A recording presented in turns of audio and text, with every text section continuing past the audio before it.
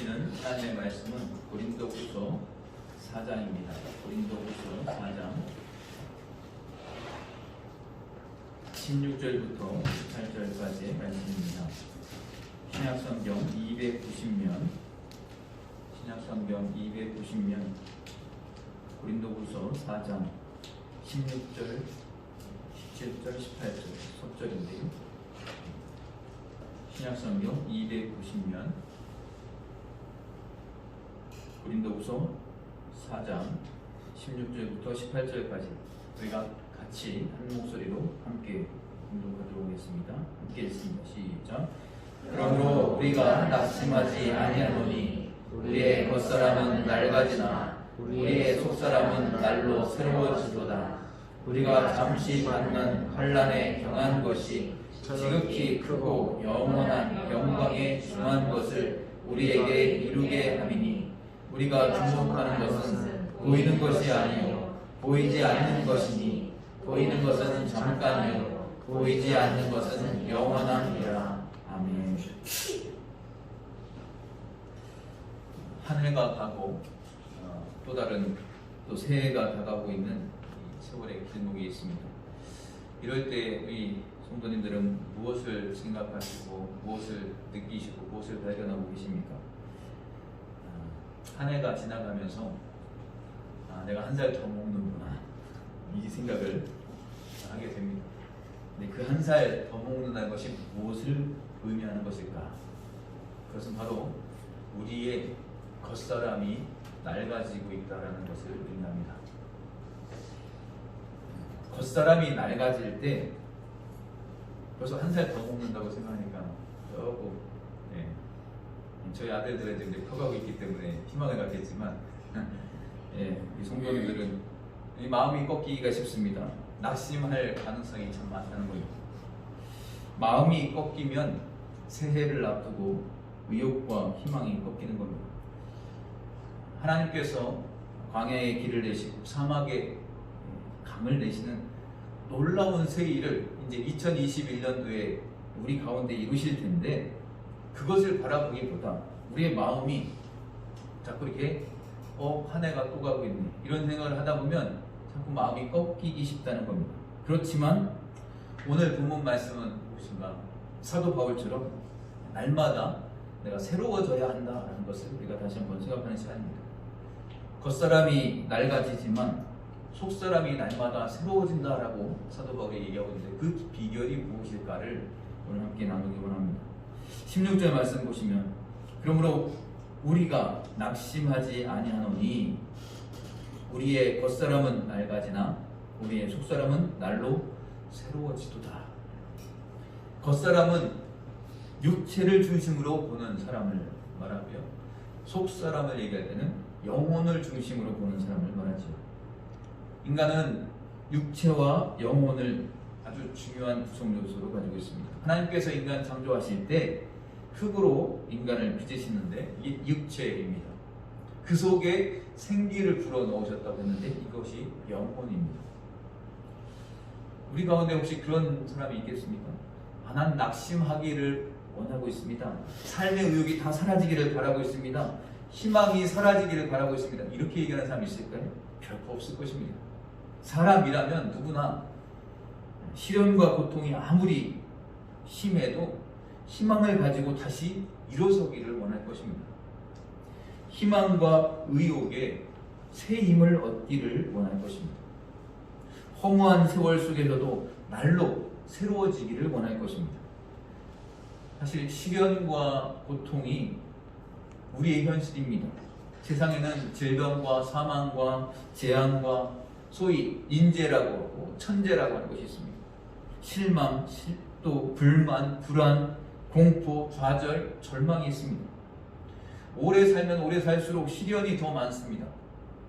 경험이 많으면 또 경험이 많을수록 고통이 더 많습니다. 더 많은 사람을 만나면 만날수록 상처도 또 깊을 수 있습니다.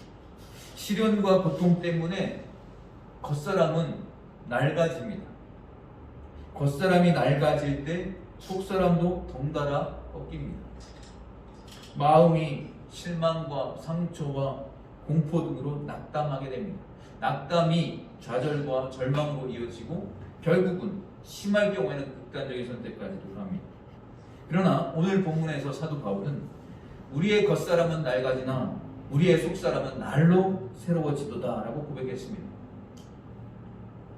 아늑한 편안한 생활을 하면서 사도 바울이 이런 표현을 한 것이 아닙니다. 사도 바울은 예수 그리스도의 생명의 복음을 전하다가 시련과 고통을 당하고 목숨의 위협까지 당하는 그런 현실 속에서 이런 고백을 했던 것입니다. 하늘이 무너지고 땅이 꺼져도 꺾이지 않는 그런 사도 바울의 비결이 있었다는 겁니다. 그것은 바로 겉사람이 망가져도 속사람이 날로 새로워지는 방법이, 그것이 오늘 본문에서 말씀하는 겁니다.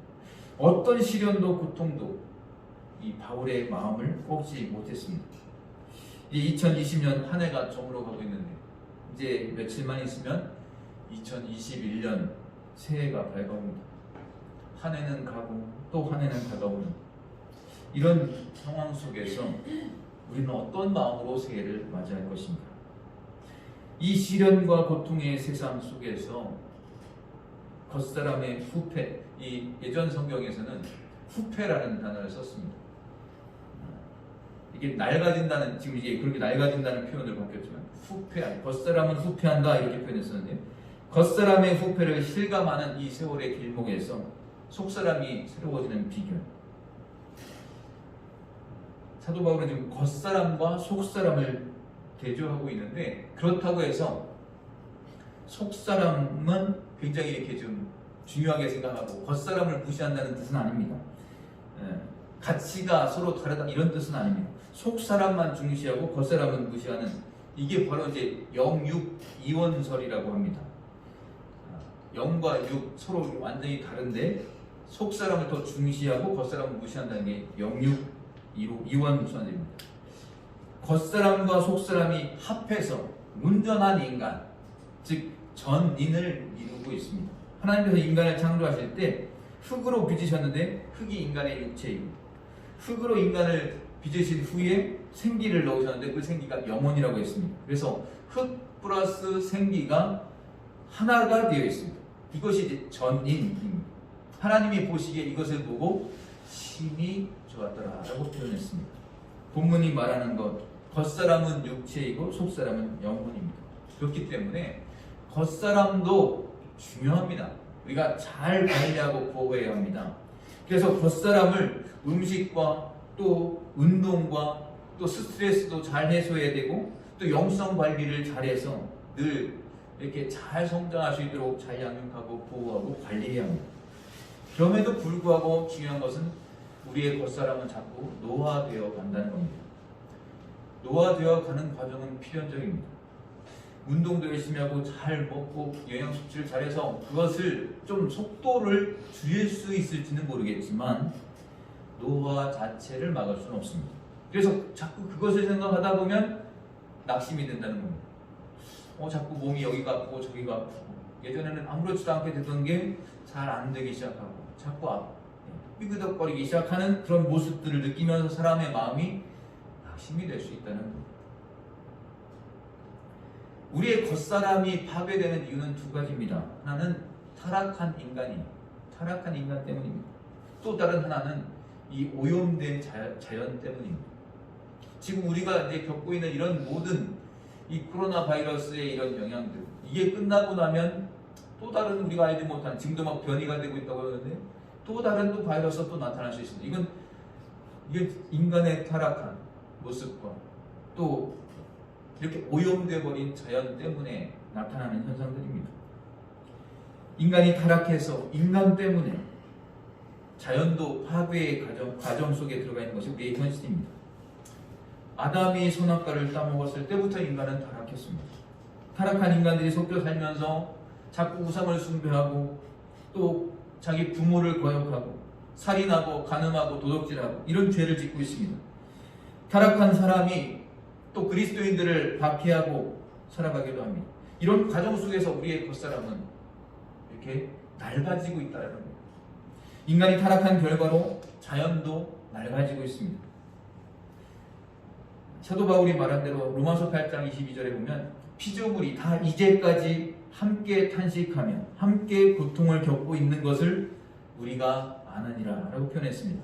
인간의 타락 때문에 환경까지 파괴되고 있다는 것은 우리가 매일 보고 듣고 있는 내용들입니다. 세월이 흘러가면서 늙어가는 것도 겉사람이 낡아지는 현상입니다. 우리의 겉사람은 타락한 인간과 파괴되는 자연 속에서 정말 깨어지기 쉬운 질그릇과 같습니다. 매일 사건, 사고, 재해, 사망 소식을 우리는 접하고 있습니다.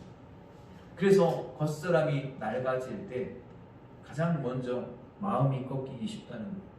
마음이 꺾이면 위축되기 쉽고, 그래서 마음이 약해지고 떨리고 흔들리기 쉽습니다. 희망과 의욕을 잃고 피곤하고 지쳐서 포기하기 쉽습니다. 겉사람이 낡아질 때 낙심하기 쉽다는 거예요. 그러나 사도 바울은 겉사람이 낡아지고 있지만 나는 낙심하지 않는다라고 표현했습니다. 속사람이 날로 새로워지기 때문입니다.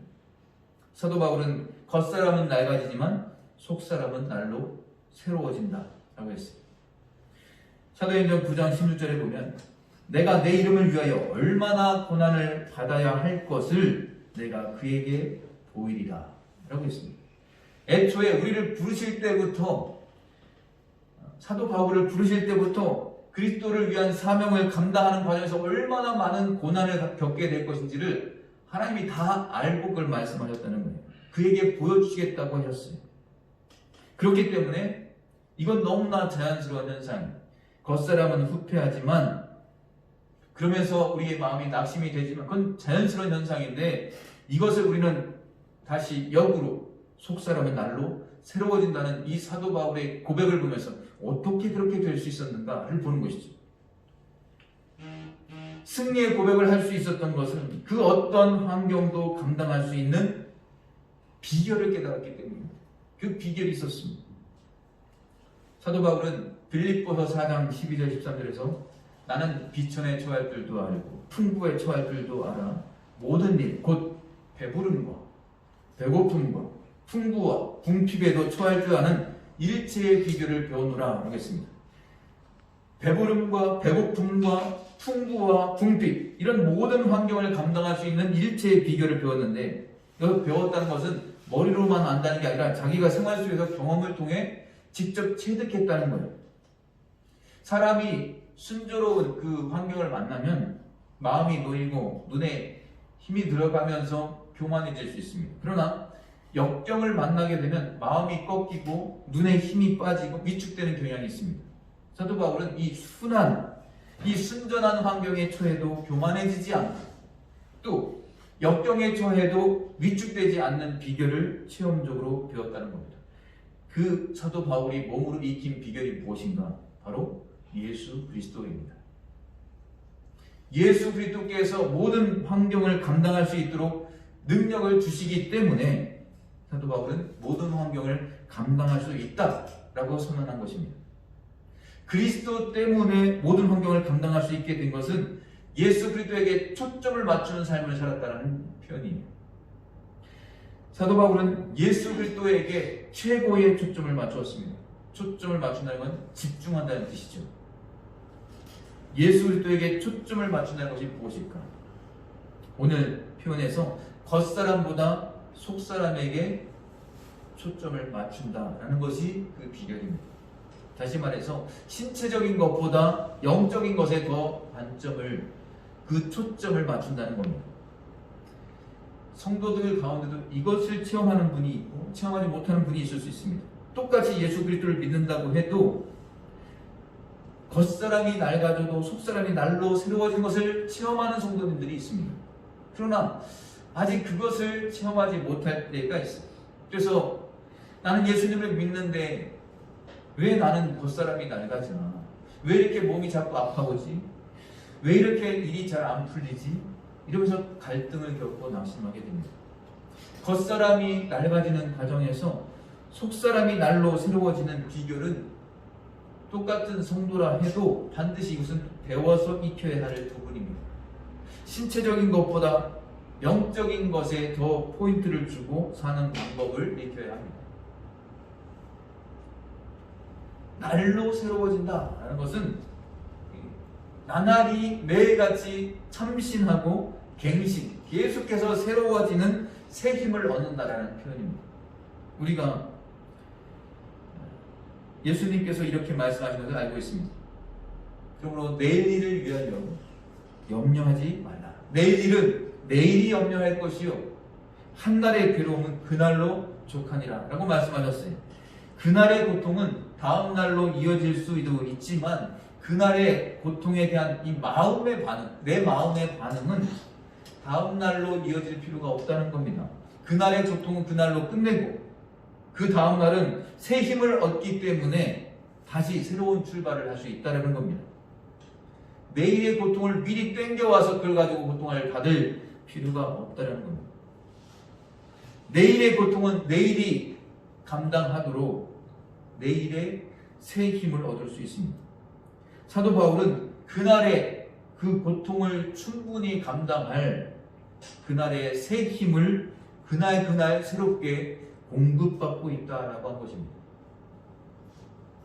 그래서 매일 그 새 힘을 얻어서 나는 매일 내 속사람은 새로워진다라고 고백하는 거예요. 예레미야 3장 22절에서 여호와의 인자와 긍휼이 무궁하심으로 우리가 진멸되지 아니하니라라고 했어요. 여호와의 인자와 긍휼이 무궁하심이 아침마다 새로우니 주의 성실하심이 크시도소이다라고 표현했어요. 그래서 사도 바울이 날마다 새 힘을 얻을 수 있었던 것은 하나님께서 매일 새롭게 새 힘을 주시기 때문입니다. 이사야 40장 30절에 보면 소년이라도 피곤하며 곤비하며 장정이라도 넘어지며 쓰러지되 오직 여호와를 앙망하는 자는 새 힘을 얻으리니 독수리가 날개치며 올라감 같을 것이요 다른 박질하여도 곤비하지 아니하고 걸어가도 피곤하지 아니하리로다. 이렇게 선언했습니다. 사도 바울은 날마다 여호와 하나님을 바라보므로 앙망하는 자에게 주시는 새 힘을 공급받아서 날로 새로워진 것입니다. 이렇게 볼 때 그 힘의 원천이 어디에 있는가? 여호와 하나님께 있습니다. 그 힘의 원천은 하나님이시기 때문에 우리는 나날이 하나님을 앙망하면서 새 힘을 얻을 때 우리를 자랑할 것이 아니라 하나님만 자랑하고 하나님께만 영광을 돌려야 하는 것입니다. 사도 바울은 주 하나님을 매일 매순간 앙망하기 때문에 날로 새로워졌습니다. 그래서 오늘 17절에서 이렇게 선언합니다. 우리가 잠시 받는 환난에 경한 것이 지극히 크고 영원한 영광에 중한 것을 우리에게 이루게 함이니 라고 표현합니다. 사도 바울은 겉사람이 낡아지는 것과 관련해서 고통, 시련을 언급합니다.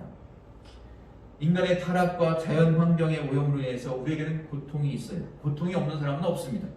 예수님을 믿는 사람도 고통이 있습니다. 예수님을 믿는 사람은 예수를 믿고 전한다는 그 이유 때문에 박해를 받기도 합니다. 그 고통을 또 다른 사람보다도 더 받게 되는 것이죠. 그러나 우리에게는 고통만이 있는 것이 아닙니다. 고통 중에도 영광이 있습니다. 고통을 당할 때 고통이 정말 무거워 보이고 영광은 전혀 없는 것처럼 보이기 쉽습니다. 그러나 고통은 가볍고 영광은 무겁습니다. 오늘 이 17절이 그 말씀을 하는 거예요. 우리가 당하는 고통과 시련과 박해와 압박을 이렇게 저울 가운데 한편에다 두고 그 반대편에는 미래의 영광과 상급을 다른 편에 둘 때에 고통보다 영광이 훨씬 더 무겁다라는 거예요. 그래서 17절에서 환난은 가볍다라고 표현하고 영광은 더 중하다, 무겁다라고 한 것이 바로 그것입니다. 그래서 두 가지를 지금 대조하고 있어요. 잠시라는 단어와 영원이라는 단어가 서로 대조가 되고 있고요. 경한 것과 중한 것, 무거운 것을 서로 대조하고 있습니다. 그러니까 현세의 고통은 내세에 받게 될 영광에 비하면 잠깐이라는 겁니다. 영원 무궁한 이 세월의 영광에 비하면 이 땅, 이 현세에서 80년, 90년의 고통은 잠깐이다라는 겁니다. 아니 100년을 살아도 그 100년 동안 받게 되는 시련과 고통도 내세에 받게 될 영광에 비하면 아무것도 아닙니다. 주님께서 말씀하신 대로 주님의 멍에와 주님의 짐은 쉽고 가볍습니다. 여기에 매우 중요한 진리가 있습니다. 환난, 이 땅에서 받는 고통, 이것은 앞으로 받을 영광을 이루어 간다라는 진리입니다. 고통이 영광을 파괴하는 것이 아니라 고통이 영광을 생산한다라고 표현합니다. 겉사람이 낡아지지만 속사람이 새로워질 때 고통이 영광을 생산한다. 좀 표현이 좀 어렵습니다. 17절에 이 영광이라는 것은 속사람의 영광만이 아니라 겉사람과 속사람, 전인의 영광을 의미합니다. 예수 그리스도께서 재림하셔서 우리가 완전한 영광에 들어갈 때 영육 전인의 영광에 들어가는 겁니다. 영혼만 영광에 들어가는 것이 아니라 영육 전인이 영광에 들어갑니다. 그러므로 예수님께서 다시 재림하실 때까지 이 땅 가운데서 우리의 속사람이 새로워지는 것은 영육 전인의 영광을 이루어가는 과정이다. 한 단어로 얘기하면 그냥 성화의 과정인 것입니다. 16절 말씀대로 사도 바울이 당하는 모든 시련, 이것은 사도 바울을 꺾지를 못합니다. 시련과 고통을 당하면서도 겉사람이 낡아지더라도 낙심하지 않는다라고 했습니다. 이 모든 시련을 딛고 일어서는 사도 바울의 모습이, 시련이 사도 바울을 상하게 하는 것이 아니라 사도 바울을 돕고 있습니다. 우리가 예수 그리스도 때문에 겪는 모든 시련이 우리를 약하게 만드는 게 아니라 우리를 오히려 강하게 만들어줍니다. 그래서 모든 시련이 우리에게 더 큰, 더 영원한 영광을 이루어가고 있습니다. 천국에서의 상급이 이 땅에서 현세에서는 기도 응답, 영적 성숙 이런 것으로 나타나지만 내세에서는 앞으로 천국에서 받게 될 그 더 큰 영광으로 나타나게 된다는 거예요. 그래서 17절에서 지극히 크고 영원한 영광이라는 단어를 썼습니다. 지극히 크고 영원한 영광. 존 메가더 목사님인데요, 이 부분을 이제 해석을 하면서 영광의 차등으로 보지 않고 하나님을 영화롭게 하는 능력의 차등으로 설명을 했습니다. 그러니까 우리가 현세에서 이 땅 가운데서 예수 그리스도 때문에 고통을 당하는 만큼 내세에 하나님을 영화롭게 하는 능력이 더 커진다, 이렇게 표현을 했습니다. 또 이 조나단 에드워즈라는 신학자는 이 구절을 가지고 이렇게 표현했습니다. 완성된 천국의 더 큰 영광을 이 더 큰 그릇에 비유했습니다. 어떤 얘기냐면, 바다에 가서 큰 그릇으로 바닷물을 담아도 가득 담을 수 있습니다. 아주 작은 그릇을 가져가서 바닷물을 담아도 거기에 가득 넘치도록 담을 수 있습니다. 그런데 이 작은 그릇보다 큰 그릇은 이 천국의 영광을 담을 때 그 영광을 더 많이 담게 된다는 거예요. 그래서 내세의 천국에 가면 누구나 다 만족스럽게 그 영광을 누리게 되지만, 이 땅을 살면서 예수 그리스도 때문에 더 크게 희생하고 더 크게 충성한 성도는 더 큰 그릇이 마련되어 있어서 더 큰 영광을 담게 된다, 이렇게 설명하고 있습니다. 그러니까 존 메가더 목사님이 설명한 대로 우리가 예수 그리스도 때문에 고난을 당하면 당할수록 천국에서 하나님께 영광을 돌리는 능력이 더 커지게 됩니다. 뿐만 아니라 조나단 에드워즈 목사님이 말씀한 대로 하나님의 영광을 담는 용량이 더 커진다는 거예요. 다시 말해서 예수 그리스도를 위해서 충성하면 충성할수록 하나님께 더 큰 영광을 돌릴 뿐만 아니라 하나님의 영광을 더 많이 크게 누리게 된다라는 것입니다. 이것이 바로 고통이 영광을 이루어 간다라는 말씀의 뜻입니다. 예수 그리스도 때문에 고통을 당할수록 우리가 받게 될 영광이 더 커집니다. 십자가의 죽음은 고통이지만 십자가 후에 무엇이 있습니까? 부활과 승천의 영광이 있습니다. 예수 그리스도의 십자가는 최고의 고통입니다. 그러나 예수 그리스도께서 십자가 후에 받으신 이 부활과 승천이 그 부활과 승천의 그 영광이 훨씬 더 최고의 영광이 되는 것입니다. 그러니까 최악의 고통이 최상의 영광을 낳은 것이다. 최상의 영광은 최악의 고통을 당하신 분에게 주어지는 것입니다. 예수 그리스도를 위해서 겪는 시련과 고통이 이렇게 중하고 무겁고 영원한 영광을 생산하고 있습니다. 지극히 크고 영원한 영광이라고 했는데 이 영광을 누가 누리게 됩니까? 바로 우리들입니다. 우리가 잠시 받는 이 땅의 환난에 경한 것이 지극히 크고 영원한 영광에 중한 것을 우리에게 이루게 함, 이렇게 표현하고 있습니다. 왜 우리에게만 영광이 이루어지는가?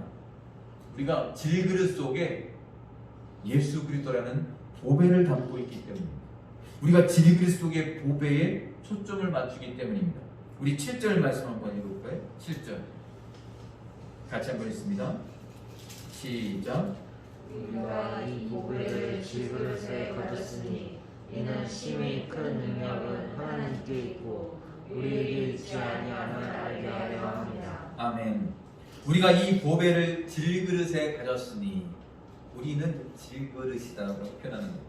이 보배가 예수 그리스도를 의미하는 겁니다. 그래서 심히 큰 능력은 하나님께 있고 우리에게 있지 아니하다라는 거예요. 우리 성도는 너무나 깨어지기 쉬운 질그릇 속에 있습니다. 그러나 그 속에 보배이신 예수 그리스도를 모시고 있습니다. 그래서 예수 그리스도 때문에 어떤 시련이 와도 우린 오뚜기처럼 다시 일어설 수 있다는 거예요. 어떤 고난을 당해도 겉사람은 부패하지만 속사람은 날로 새로워집니다. 예수 그리스도 때문에 당하는 모든 시련과 고통은 오히려 지극히 큰 영광을 생산하고 있습니다. 예수 그리스도 때문에 사방에서 눌려도 부서지지 않습니다. 답답한 일을 당하여도 낙심하지 않습니다. 거꾸로 트림을 당해도 망하지 않습니다. 예수 그리스도를 위해서 십자가의 길을 가는데 예수 그리스도의 생명이 내게도 넘치고 다른 사람에게도 넘친다는 거예요. 18절 말씀을 함께 읽겠습니다. 4장 18절입니다. 함께 읽습니다. 시작. 우리가 주목하는 것은 보이는 것이 아니요 보이지 않는 것이니 보이는 것은 잠깐이요 보이지 않는 것은 영원함이라. 아멘. 사도 바울이 겉사람은 후패하지만 낡아지지만 속사람은 날로 새로워진다, 이렇게 고백할 수 있었던 비결은 보이는 것에 집착하지 않고 보이지 않는 것에 집중하기 때문입니다. 사도 바울이 매일 새로워지는 비결은 일시적인 가치관이 아니라 영원한 가치관으로 살았기 때문입니다. 보이는 것은 잠깐이고 보이지 않는 것은 영원한데, 보이지 않는 영원한 것의 가치관을 두고 살면 보이는 삶이 날로 새로워집니다. 보이는 것이 얼마나 일시적인 것인가. 모세가 그런 시를 읊었죠. 간건해야 80세를 사는데 모세는 120세까지 살지 않았습니까? 보통 사람들보다 이제 한 3분의 1은 더 장수한 셈이에요. 그런데 120세를 산 이 모세가 시편 90편 10절에 보면 우리의 연수가 70이요 강건하면 80이라도 그 연수의 자랑은 수고와 슬픔뿐이라고 했습니다. 근데 그 이후에 뭐라고 표현하냐면 신속히 가니 우리가 날아가나이다 라고 표현했어요. 신속히 가니 우리가 날아가나이다. 날아간다, 시간이 날아간다는 거예요. 우리의 인생은 정말 날아가는 것과 같습니다. 올 한 해는 진짜 빨리 가는 것 같습니다. 예배 몇 번 드렸더니 그냥 지나간 거. 매주 이번 주는 예배를 모일 수 있을까? 매 이거 고민하다가 너무나 후딱 정말 한 해가 지나갔습니다.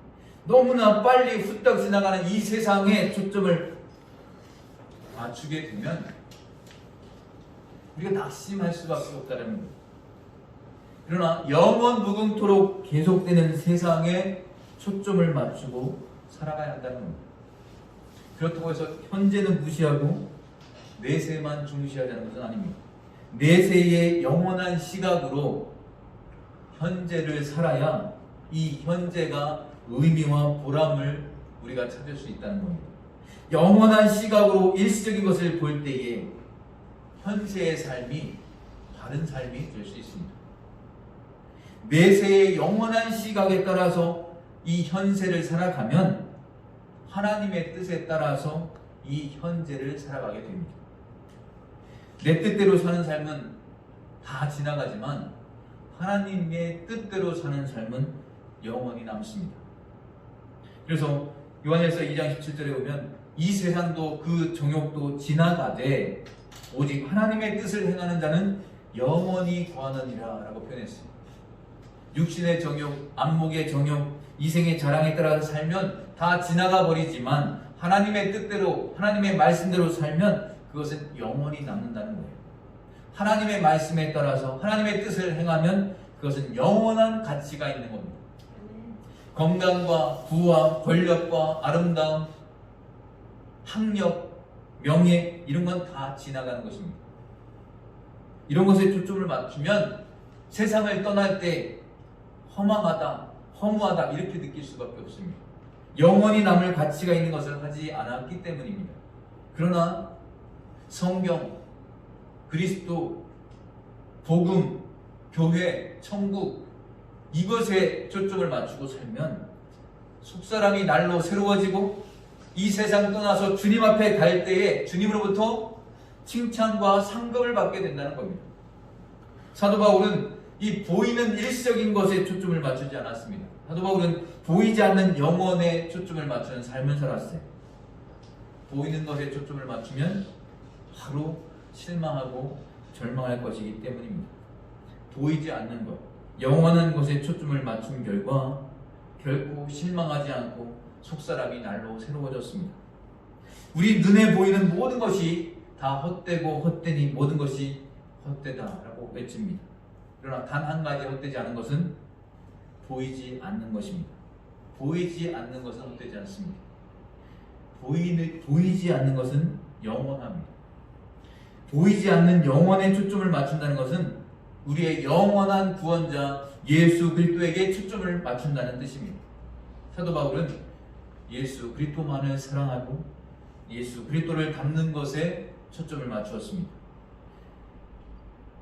그래서 사는 것도 그리스도, 그래서 죽는 것도 유익하다라고 표현했어요. 빌립보서 1장 21절에 사도 바울이 이는 내게 사는 것이 그리스도니 죽는 것도 유익함이니라 라고 표현했습니다. 우리가 이 세상에 사는 동안 타락한 인간과 오염된 자연 때문에 어차피 시련과 고통이 있습니다. 시련과 고통의 세상에서 우리의 겉사람은 이 세월이 흐르면서 후패할 수밖에 없습니다. 겉사람은 후패하지만 낡아지지만 거기에 낙심하지 않고 속사람이 날로 새로워지는 비결은 무엇인가? 예수 그리스도 안에만 있습니다.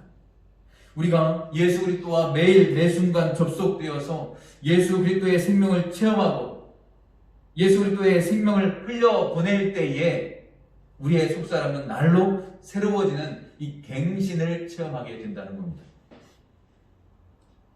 예수 그리스도의 온유하고 겸손한 마음으로 예수 그리스도의 삶을 본받고 예수 그리스도의 일을 본받을 때에만 속사람이 새로워집니다.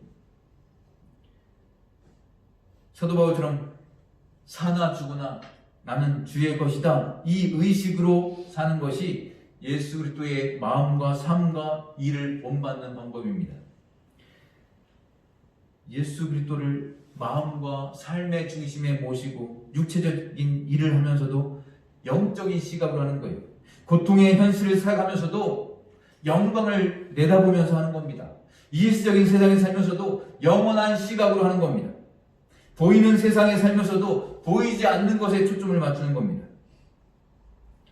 예수 그리스도를 최우선에 모시고 위로 하나님을 영화롭게 하고 옆에 있는 사람에게 공헌하고 아래로는 만물을 다스리는 겁니다. 그런데 이것이 반대로 되면 큰일이 납니다. 하나님 대신 만물을 하나님 위에 올려놓으면 사람을 사랑하는 대신에 무시하고 만물을 다스리는 대신에 숭배하면 겉사람의 낡아짐과 함께 낙심과 좌절과 절망에 빠지게 됩니다. 그러나 예수 그리스도 안에서 위로 하나님을 영화롭게 하고 옆으로 사람들에게 사랑을 베풀며 공헌하고 아래로 만물을 다스리면 겉사람은 후패하지만 속사람은 날로 새로워집니다. 사도 바울은 이 흘러가는 세월 속에서 나이가 드는 겉사람과 함께 정신적인 자원이 고갈되기는커녕 이게 철철 이렇게 넘치는 것을 보게 됩니다. 날아가는 세월 속에서 헛되고 헛되니 모든 것이 헛되도다 이렇게 탄식하지 않고 새롭고 새로우니 모든 것이 새롭도다 이렇게 감탄하는 삶을 살았던 거예요. 그것은 바로 육체에 초점을 맞추지 않고 영혼에 초점을 맞추었습니다. 육체에 초점을 맞추고 육체만 관리하면 아무리 노력해도 낡아지고 후퇴하는 육체 때문에 실망할 수밖에 없습니다. 영혼에 초점을 맞추고 영혼을 관리하면 날로 새로워진다는 거예요. 현세에도 고통이 영광을 생산하고 미래에는 영광을 완성하게 되기 때문입니다. 고통이 공포가 되어서가 아니라 고통의 과정을 통해서 영광이 더 풍성해지는 것입니다. 일시적인 것에 초점을 맞추지 않고 영원한 것에 초점을 맞추었습니다. 사도 바울이 육체보다 영혼에, 고통보다 영광에, 일시적인 것보다 영원한 것에 초점을 맞춘 것은 다 예수 그리스도 때문입니다. 이제 말씀을 맺겠습니다. 이런 말이 있습니다. 승자는 결코 포기하지 않는다. 포기하는 사람은 결코 승리하지 못한다. 사도 바울은 어떤 경우에도 포기하지 않았습니다. 왜 그랬는가? 영원한 승리자 예수 그리스도에게 늘 매 순간마다 접속되어 있었기 때문입니다. 사도 바울은 이 질그릇 같은 우리 속에 계시는 보배이신 예수 그리스도에게 초점을 맞추어서 늘 예수 그리스도와 접속되어 있었습니다. 예수 그리스도 때문에 우리의 육체는 낡아지지만 우리의 영혼은 날마다 새로워집니다. 예수 그리스도를 위하여 당하는 고통이 지극히 큰 영광을 생산하고 있습니다. 예수 그리스도 안에서 보이지 않는 영원한 가치가 보이는 일시적인 가치를 초월하고 있습니다. 예수 그리스도 안에서 흘러가는 세월 속에 낙심하지 않고 날로 새로워지는 비결이 있습니다. 우리는 지금 어디에 초점을 맞추며 살아가고 있는가? 이것을 우리는 깊이 고민을 해봐야 됩니다. 예수 그리스도 안에서 육체보다 영혼에, 고통보다 영광에, 일시적인 보이는 것보다 영원한 보이지 않는 것에 초점을 맞추는 삶을 살아가기를 원합니다. 겉사람이 후패하지만 속사람은 날로 새로워지는 비결 세 가지 3영입니다. 영혼, 영광, 영원. 오늘 16절에서는 영혼에 대해서 말씀합니다. 17절에서 영광에 대해서 말씀합니다. 18절에서 영원에 대해서 말씀합니다. 우리가 속사람이 날로 새로워지는 비결은 영혼에 초점을 두고 영광에 초점을 두고 영원에 초점을 둔다라는 겁니다. 예수 그리스도 안에서 항상 영혼, 영광, 영원에 초점을 맞추심으로써 이 사도 바울처럼 날로 새로워지는 그런 삶을 체험하고 그래서 나는 낙심하지 않는다라고 고백할 수 있는 저와 여러분 되시기를 주님의 이름으로 축원합니다. 우리 함께